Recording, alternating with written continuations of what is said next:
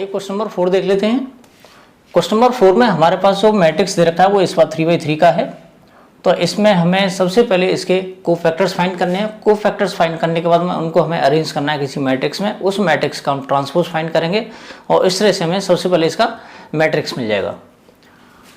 तो सबसे पहले हम फाइंड करेंगे A11। A11 में क्योंकि पॉजिटिव रिजल्ट देगा, फर्स्ट रो और फर्स्ट कॉलम को हम डिलीट कर देंगे। तो फर्स्ट रो और फर्स्ट कॉलम तो हमारे पास बचेगा 0 -2 0 3। इसको सॉल्व करेंगे तो हमें मिल जाएगा 0 -0 0। A12 फाइंड करेंगे तो first row second column, first row और सेकंड कॉलम हो जाएगा। तो हमारे पास बचेगा 3 -2 1 3। इसको सॉल्व करेंगे तो हमें मिल जाएगा, ये नेगेटिव साइन के साथ आएगा, 3 3 जा 9 -2 1 जा 2, ये प्लस का 2 हो जाएगा और इस तरह से -11 हो जाएगा। A13 फाइंड करेंगे इसमें तो A13 पॉजिटिव साइन के साथ आएगा, फर्स्ट रो और थर्ड कॉलम हो जाएगा ख़त्म। तो हमें मिलेगा 3 0 1 0 और इस तरह से हमें इसका रिजल्ट जो मिलेगा 0 -0 और 0 मिल जाएगा। बात कर लेते हैं हम A21 की, यानी सेकंड रो और फर्स्ट कॉलम। तो सेकंड रो और फर्स्ट कॉलम तो -1, ये नेगेटिव साइन के साथ आएगा। तो -1 2 0 3 सॉल्व करेंगे तो ये जाएगा माइनस का, इस माइनस को हम बाहर ले लेंगे, -3 -0 और इस तरह से हमें इसकी वैल्यू 3 मिल जाएगी। बात कर लेते हैं A22 की। A22 पॉजिटिव साइन के साथ आएगा, first row second row second column तो 1 2 1 3 1 2 1 3।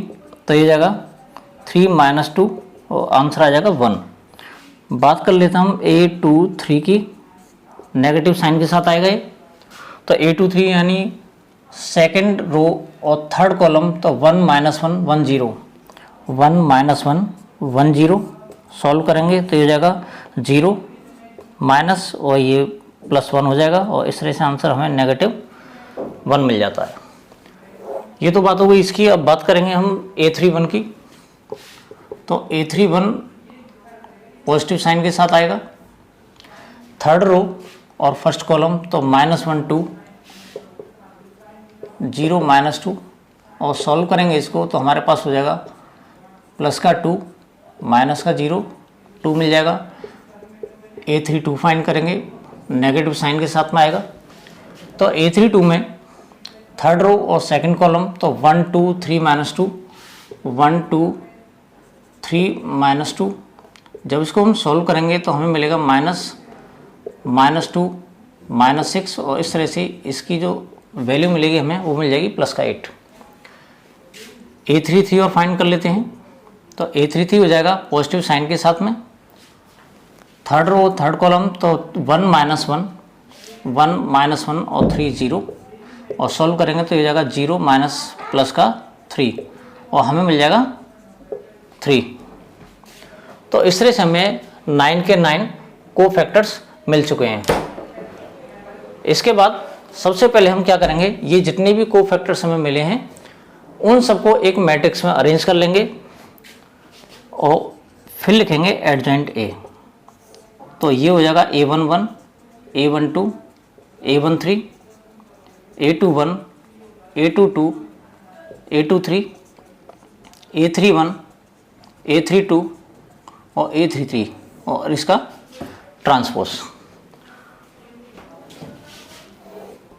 तो यहाँ लिखते हैं हम एडजॉइंट A इक्वल्स टू सारी की सारी वैल्यूज पुट कर लेंगे इसमें, 0 -11 0 0 -11 0 3 1 -1 3 1 -1 और ये हमें मिल जाएगा 2 8 3 और इसका ट्रांसपोज। तो हमें नया मैट्रिक्स मिल जाता है एडजॉइंट A की फॉर्म में।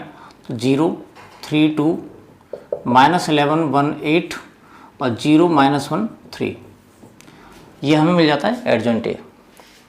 अब हमें वेरीफाई करना है कि A into adjoint A equals to adjoint A into A equals to determinant of A into आई।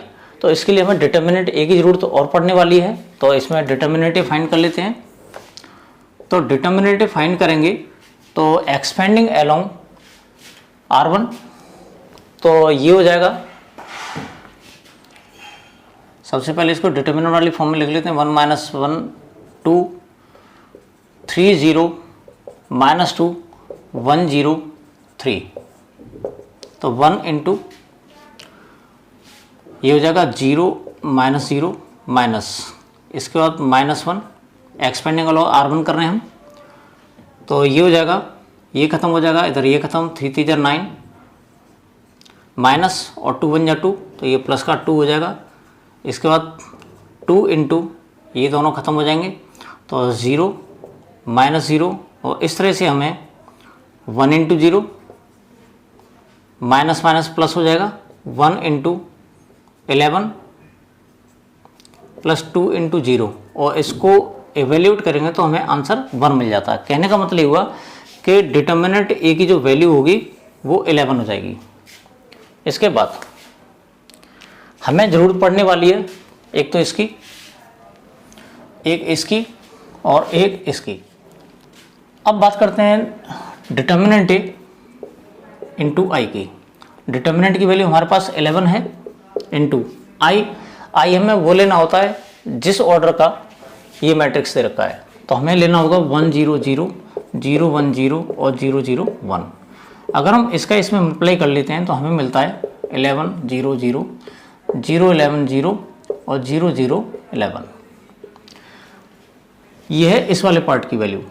इसका मतलब ये हुआ कि इतना जो पोर्शन है उसकी वैल्यू ये आएगी, इतना जो पोर्शन है उसकी वैल्यू आएगी, यानी ये जो हमें मैट्रिक्स मिला है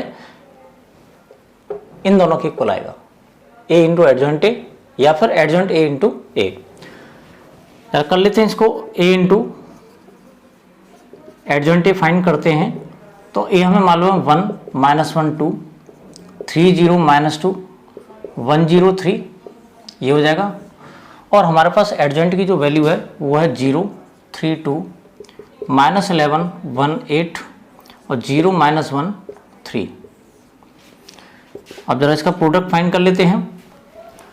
तो प्रोडक्ट फाइंड करेंगे तो हमें मालूम है जो फर्स्ट वाला मैट्रिक्स है उसकी रोज और सेकंड वाला जो मैट्रिक्स है उसकी कॉलम्स के साथ में हम मल्टीप्लाई कर लेते हैं और उनका सम फाइंड करेंगे।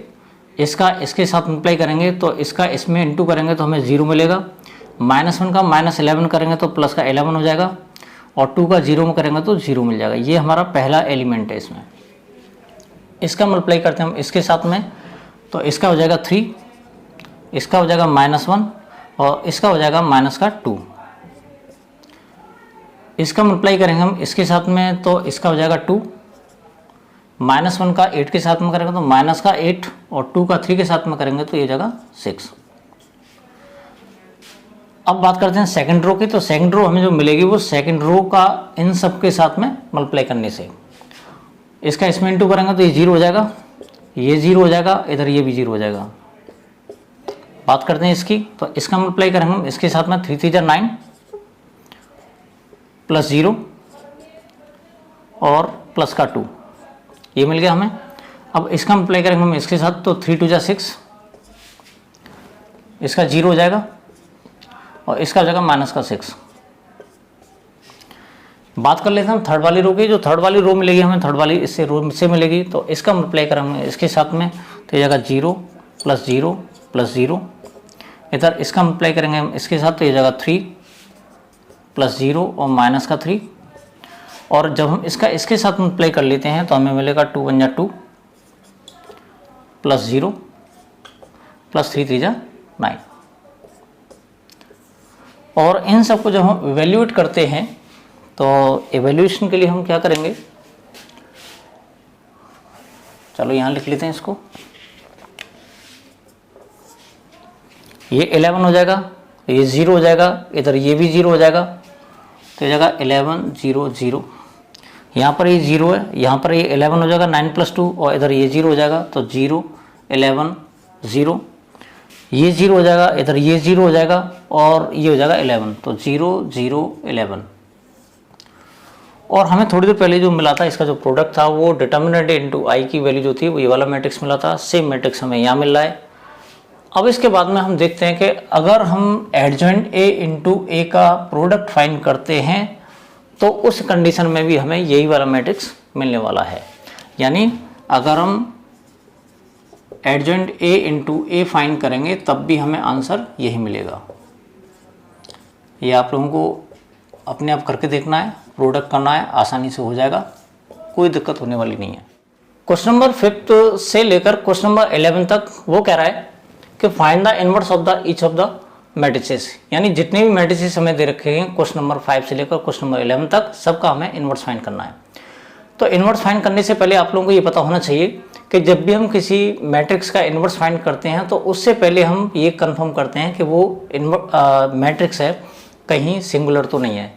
यानी सिंगुलर मैट्रिक्स क्या होता है ये हम पिछले वीडियो में डिस्कस कर चुके हैं, आप लोग उसको डिटेल में जाकर देखिएगा। तो इसमें सिंगुलर मैट्रिक्स का मतलब होता है अगर इस मैट्रिक्स से डिटर्मिनेंट की वैल्यू हम फाइंड करते हैं तो डिटर्मिनेंट की वैल्यू अगर 0 आती है तो वो सिंगुलर मैट्रिक्स होगा। अगर मैट्रिक्स सिंगुलर होता है तो उस कंडीशन में इसका इन्वर्स होगा वो एग्जिस्ट नहीं करेगा। तो सबसे पहले हम कंफर्म करेंगे कि ये जो मैट्रिक्स है वो सिंगुलर है या नॉन सिंगुलर है। अगर नॉन सिंगुलर होगा तो हम इसका इन्वर्स फाइंड करेंगे।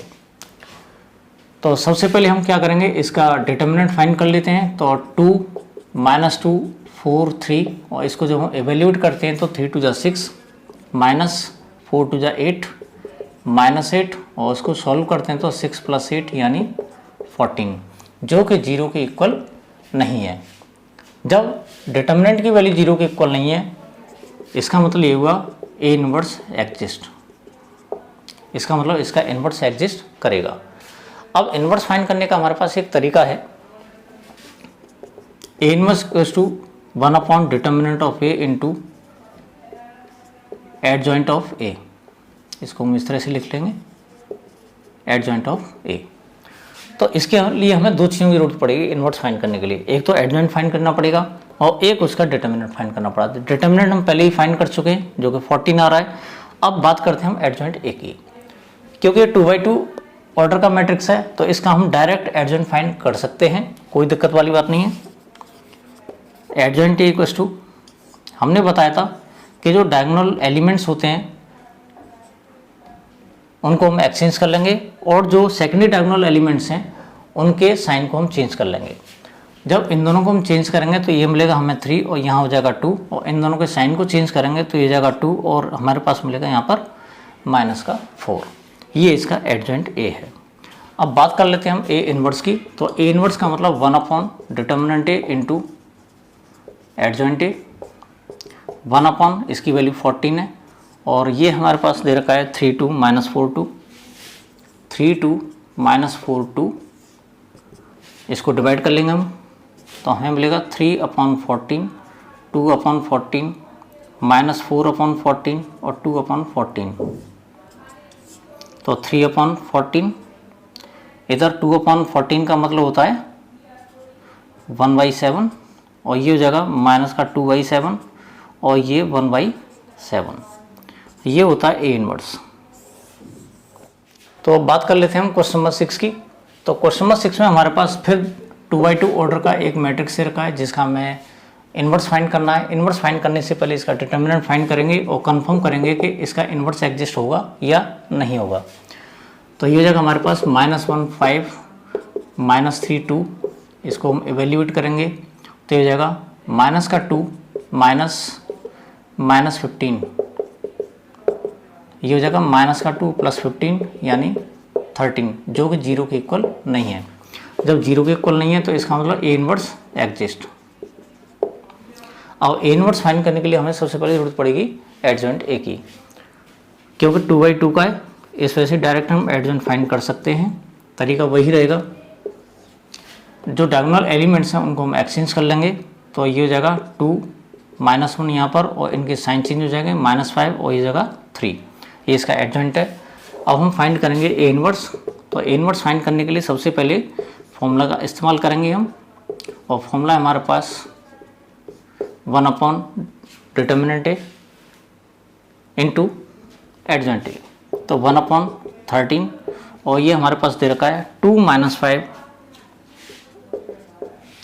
3 माइनस 1। अब इसको हम डिवाइड करेंगे तो 2/13 माइनस 5/13, 3/13 और माइनस 1/13। ये है हमारा क्वेश्चन नंबर 6। अब इसके बाद बात करेंगे क्वेश्चन नंबर 7 की, जो कि एक 3/3 ऑर्डर का मैट्रिक्स दे रखा है। क्वेश्चन नंबर 7 में हमारे पास जो मैट्रिक्स दे रखा है वो है 3/3 ऑर्डर का। तो इसका डिटर्मिनेंट हम डायरेक्ट नहीं फाइंड करेंगे, बल्कि इसके कोफैक्टर्स फाइंड करेंगे, उसके बाद में फिर एडजेंट फाइंड किया जाएगा।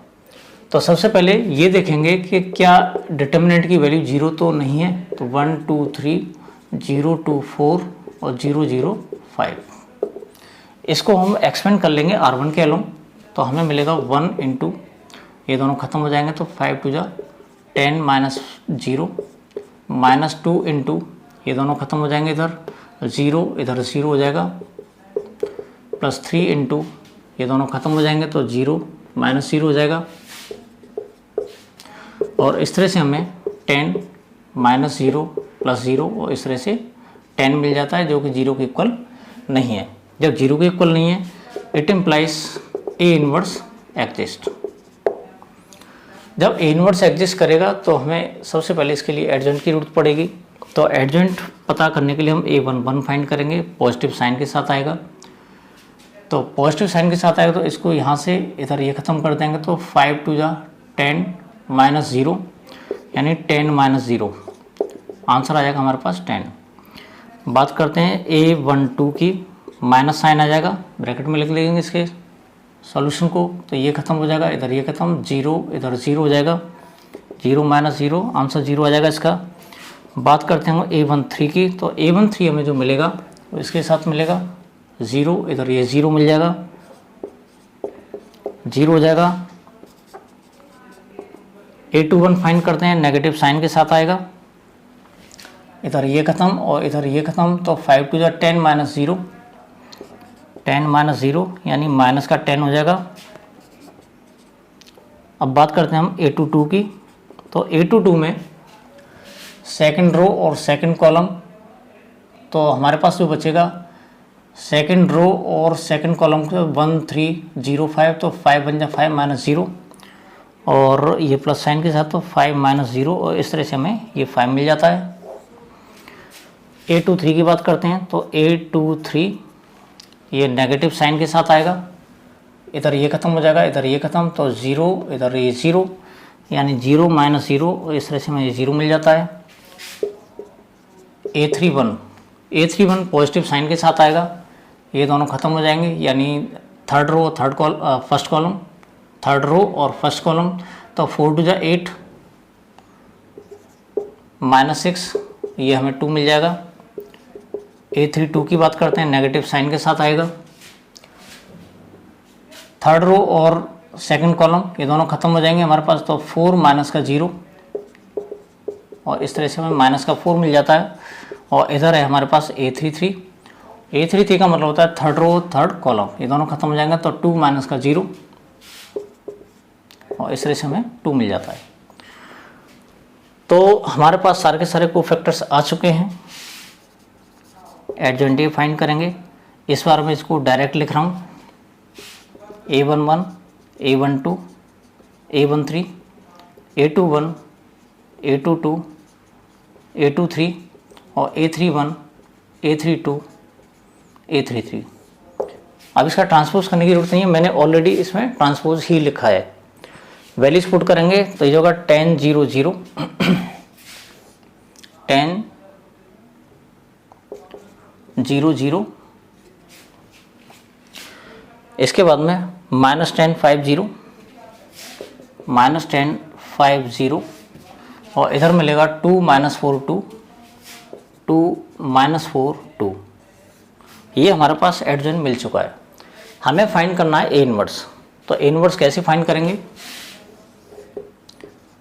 ए इनवर्स इक्वल होता है 1 determinant of A into एडजेंट A.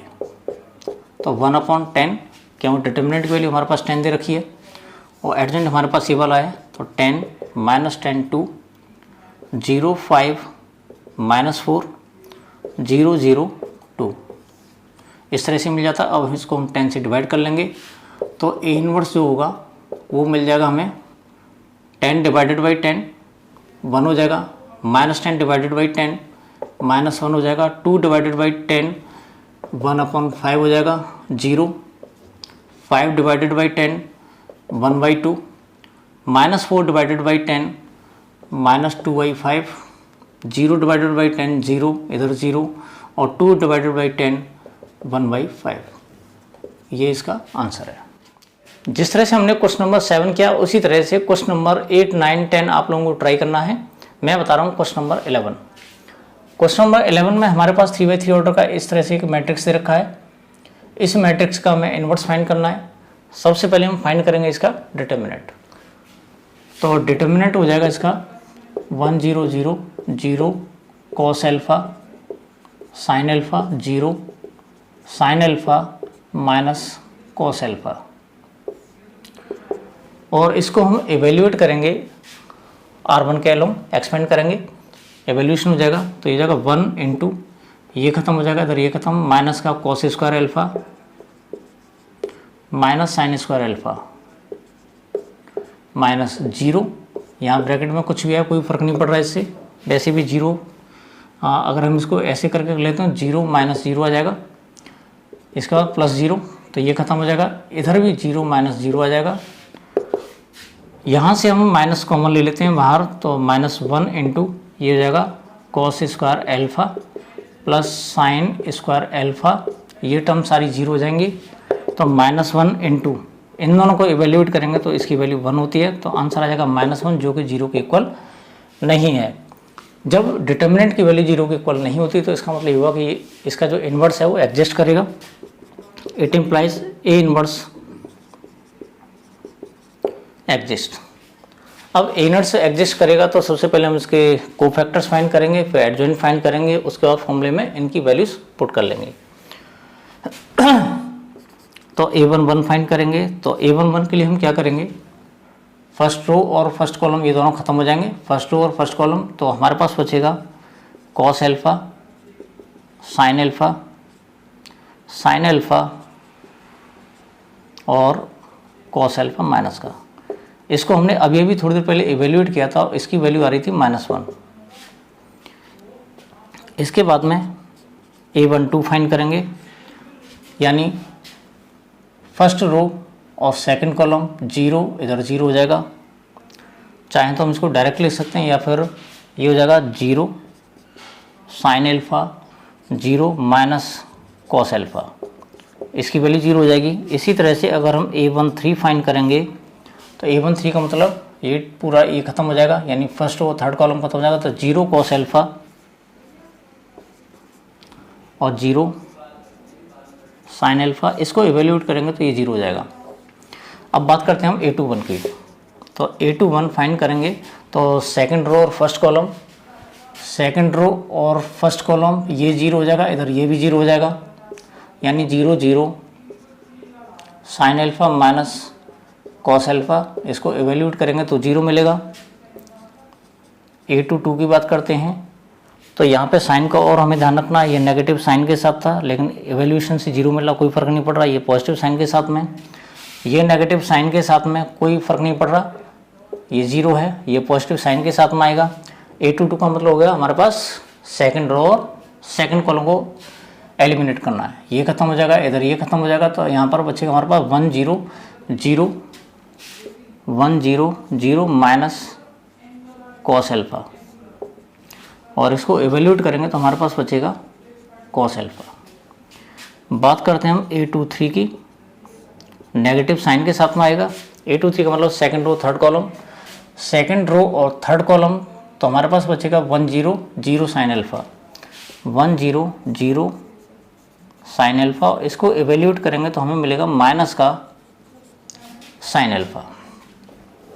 Third row के लिए देख लेते हैं हम, A31 पॉजिटिव साइन के साथ में आएगा। थर्ड रो और फर्स्ट कॉलम, थर्ड रो और फर्स्ट कॉलम, तो 0 0 cos alpha sine alpha 0 0 cos alpha sine alpha, इसको एवेल्यूएट करेंगे तो हमें 0 मिल जाएगा। बात करते हैं हम A32 की, नेगेटिव साइन के साथ आएगा।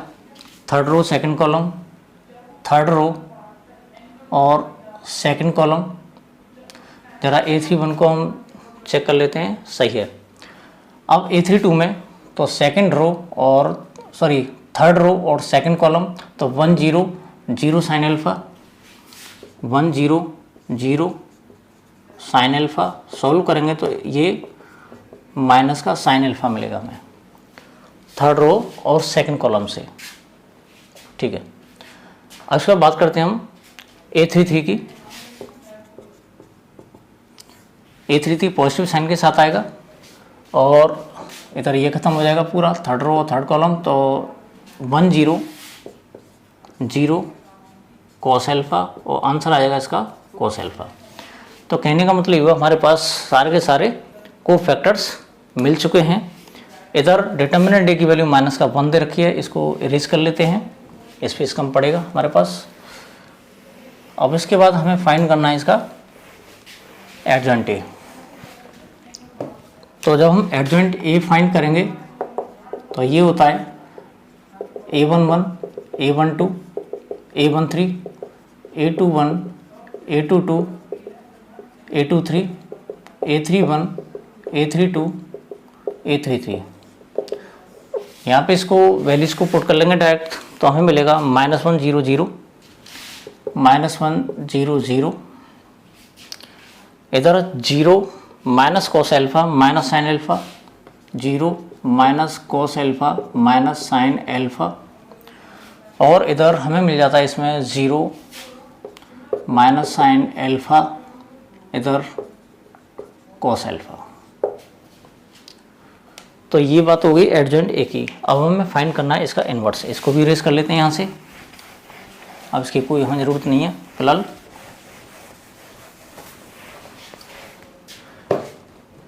तो ये बात है एडजॉइंट ए की हमें फाइंड करना है ए इनवर्स। तो फाइंड करने का तरीका वही है पुराना वाला, 1 upon determinant A into adjoint A. 1 upon इसकी वैल्यू -1 आई थी अभी थोड़ी देर पहले, एडजॉइंट ए हमारे पास पहले से है ही है। -1 0 0 0 माइनस का कॉस अल्फा माइनस का sine alpha, 0 minus sine alpha और इधर हो जाएगा कॉस अल्फा। -1 से इसको हम डिवाइड कर लेंगे तो हमारे पास जो ए इनवर्स मिलेगा वो मिलेगा 1 0 0 0 cos alpha sine alpha, 0 sine alpha और माइनस का कॉस अल्फा। ये इसका आंसर है। और हम देखते हैं इसमें कि ये जो हमें ए इनवर्स मिला है यही हमारा मैट्रिक्स भी था, यानी मैट्रिक्स और जो ए इनवर्स है दोनों बिल्कुल सेम मिलते हैं हमें। क्वेश्चन नंबर 12 देख लेते हैं। क्वेश्चन नंबर 12 में हमारे पास ए और बी दो मैट्रिसेस दे रखे हैं 2x2 ऑर्डर के, और हमें वेरीफाई करना है कि ए बी का जो होल इनवर्स है वो B inverse into A inverse के इक्वल होगा। तो यहाँ पर हम LHS में देखते हैं कि ए बी का मतलब होता है दोनों का प्रोडक्ट फाइंड करेंगे, उसके बाद फिर उसका इनवर्स फाइंड करेंगे। और यहाँ देखते हैं हम B inverse into A inverse, यानी बी इनवर्स फाइंड करना पड़ेगा, ए इनवर्स फाइंड करना पड़ेगा, उसके बाद में इनका प्रोडक्ट फाइंड करना, और दोनों का आंसर हमें सेम लाना है। तो यहाँ सबसे पहले हम ए बी फाइंड करेंगे। ए बी का मतलब होता है 3 7 2 5 इंटू 6 8 7 9। इसको ज़रा एवेल्यूएट करेंगे तो 3 6 या 18 प्लस 7 7 या 49। इसका मतलब इसमें करेंगे 3 8 या 24 प्लस 7 9 या 63। इसका मतलब इसके साथ करेंगे 2 6 या 12 प्लस 5 7 या 35। इसका मतलब इसके साथ करेंगे तो 8 2 या 16 प्लस 9 5 या 45। इसको इवेल्यूएट करेंगे तो हमें मिलेगा 18 प्लस 49, ये हो जाएगा 67। इन दोनों को ऐड करेंगे तो ये हो जाएगा 87। इन दोनों को ऐड करेंगे तो ये 47, और इन दोनों को ऐड करेंगे तो हमें मिलेगा 61। अगर इसका हम डिटर्मिनेंट फाइंड करें तो जाएगा 67 मल्टीप्लाई 61 माइनस 87 इंटू 47। अब इसको हम सॉल्व करते हैं, और सॉल्व करने से हमें मिलेगा इसका आंसर -2, जो कि 0 के इक्वल नहीं है। इसको आप एवेल्यूएट करना, ये -2 आ जाएगा, डिटर्मिनेंट की वैल्यू है जो कि 0 के इक्वल नहीं है। It implies A inverse exist, यानी इसका ए इनवर्स एग्जिस्ट करेगा। अगर सॉरी ये ए नहीं है बल्कि ए बी है। अब इसके बाद हमें फाइंड करना है ए बी इनवर्स, तो 1 upon determinant of A B into adjoint of A B. तो हमें सबसे पहले adjoint of A B find करना पड़ेगा, इसको हम डायरेक्ट लिख लेंगे यहाँ पर 1 अपॉन माइनस का 2 इंटू, अब adjoint of A B find करना है हमें, तो ए बी हमें ये दे रखा है, तो डायरेक्ट मेथड अप्लाई करेंगे, इन दोनों को हम एक्सचेंज कर लेंगे और इन दोनों का साइन चेंज कर लेंगे। तो ये हो जाएगा हमारे पास 61 और माइनस 87, ये हो जाएगा 47 माइनस का और ये हो जाएगा 67। ये ए बी का होल इनवर्स हमारे पास मिल गया। चाहे तो -2 से हम इसको डिवाइड कर सकते हैं। ये तो बात हो गई ए बी को होल इनवर्स की। अब इसके RHS को सॉल्व करते हैं, बी इनवर्स और ए इनवर्स फाइंड करेंगे इसमें, इसको यहाँ से हटा लेते हैं। अब बात कर लेते हैं इसके RHS की। RHS में हमें लाना है B inverse into A inverse. तो सबसे पहले हम बी इनवर्स फाइंड करेंगे और बी इनवर्स से पहले हम फाइंड करेंगे कहीं ये सिंगुलर मैट्रिक्स तो नहीं है। वैसे सिंगुलर मैट्रिक्स नहीं हो क्योंकि ये हमें रिजल्ट इनवर्स की फॉर्म में दे रखा है, तो इसका मतलब ये भी हमें इनवर्स देगा। अब इसके बाद डिटर्मिनेंट ऑफ बी फाइंड करते हैं हम। तो डिटर्मिनेंट बी फाइंड करेंगे तो 6 8 7 9 9 6 54 माइनस 7 8 जा 56 और हमें मिल जाता है माइनस का 2। अब बी इनवर्स फाइंड करते हैं, तो बी इनवर्स जब हम फाइंड करेंगे तो 1 upon determinant of B into adjoint of B, तो 1 अपॉन माइनस का 2 ये हो जाएगा। और एडजॉइंट भी हम डायरेक्ट फाइंड कर सकते हैं, 9 यहाँ मिल जाएगा हमें और 6 यहाँ मिल जाएगा, -8 और -7। अब इसके बाद में हम इस -1/2 को आगे ही रखेंगे, कोई दिक्कत वाली बात नहीं है। ये हमारा बी इनवर्स है। अब ए इनवर्स फाइंड करेंगे तो उसके लिए हम क्या करेंगे, डिटर्मिनेंट ऑफ ए फाइंड करो। तो डिटर्मिनेंट फाइंड करेंगे तो ये हो जाएगा 3 7 2 5 यानी 15 माइनस 14, इसकी वैल्यू 1 हो जाएगी। अब ए इनवर्स फाइंड करेंगे तो ये जगह 1 upon determinant of A into adjoint of A, तो 1 अपॉन 1। और बात करते हैं एडजॉइंट की, तो हम क्या करेंगे, इसका डायरेक्ट एडजॉइंट फाइंड कर लेंगे। तो ये जगह 5 3 हमें यहाँ मिल जाएगा और -7 -2 यहाँ मिलेगा और इस तरह से हमें ए इनवर्स मिल जाता है 5 -7 -2 3। ये बात हो गई ए इनवर्स की और इधर हमें बी इनवर्स मिल चुका है। अब हम फाइंड करेंगे B inverse into A inverse. B inverse है हमारे पास -1/2 इंटू 9 -8 -7 6 इंटू, और ए इनवर्स दे रखा हमारे पास 5 -7 -2 3। इसको इवेल्यूएट करेंगे -1/2 इंटू, इसका मल्टीप्लाई हम इसके साथ करेंगे तो 9 5 जा 45 -8 इंटू -2 प्लस 16।